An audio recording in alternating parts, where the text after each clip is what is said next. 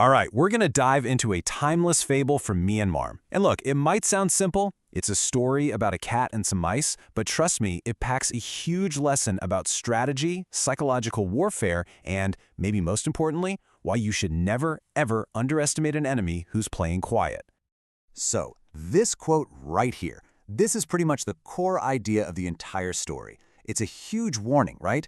That in any kind of conflict, what you're seeing on the surface, well, it could just be a carefully crafted illusion, something built specifically to get you to let your guard down.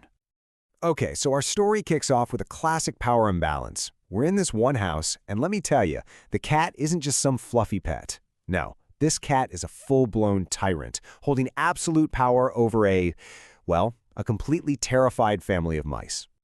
And the cat's efficiency, wow, it was just staggering. This wasn't random, it was systematic. We're talking at least one mouse caught every single day. Imagine that. For the mice, this just meant living in a state of constant, high-level fear. Every little shadow, every creak in the floor, it could be the end. But here's the thing. The mice weren't just passive victims. They didn't just give up. They actually got organized. They held a meeting and came to this one crucial conclusion. Their only shot at survival was extreme vigilance. So they made a pact, a deal, to be smarter, to be more cautious than their enemy. It was like a collective defense against this one massive threat. But you know how it goes. Just as the mice committed to this brand new strategy, the entire dynamic in the house just flips. The predator, the one who seemed absolutely invincible, suddenly starts to fall apart. And the reason why, well, it seems so mundane, so believable. The story goes that the cat, in its endless hunt, ate something it shouldn't have, a couple of geckos, and got violently sick. It wasn't some epic battle or big accident. Nope, it was just a simple everyday mistake that apparently was enough to bring the big tyrant down. And the cat's decline was, wow, it was dramatic, and it was total. Its fur got all dull and discolored. Its body grew super thin and frail. It even lost the strength to hunt. I mean, it could barely breathe. To anyone watching, every single sign pointed to one thing. This cat was knocking on death's door.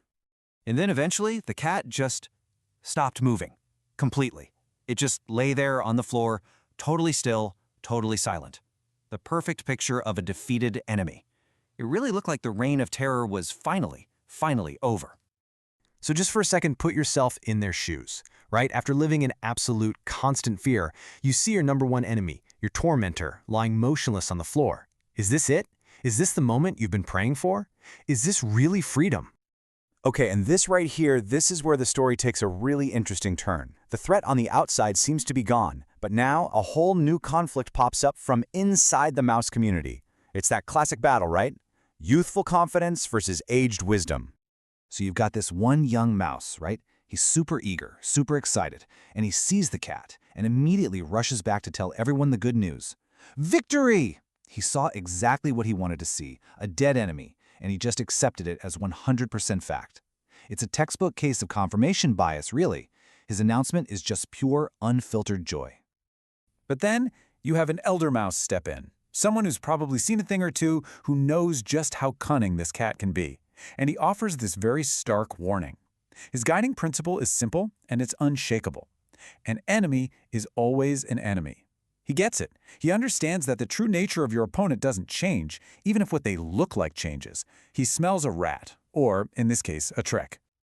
And so, here we are, the climax. The warning has been given loud and clear. But that promise of victory, of being the hero, man, it's just too tempting for the young mouse to ignore.